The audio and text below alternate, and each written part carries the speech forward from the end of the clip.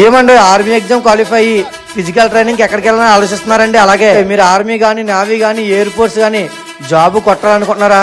మీరు ఏదేదో అకాడమీలో జాయిన్ అయ్యి సెలెక్ట్ అవ్వకుండా బాధపడుతూ తిరిగి వస్తున్నారా? అయితే మీకు ఆ చింత లేదండి. 100% మీ ఒంటి మీద యూనిఫామ్ పడడం గ్యారంటీ అండి. ఇది ఎక్కడ అనుకుంటున్నారా?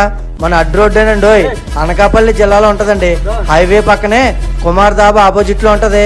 ఇక్కడ శిక్షణ తీసుకున్న చాలా మందికి అయితే లైవ్ లోనే జాబ్ వచ్చేసి ఉన్నది. అంతేకాదండి వీళ్ళ దగ్గర అయితే హాస్టల్ సదుపాయం కూడా ఉందండి.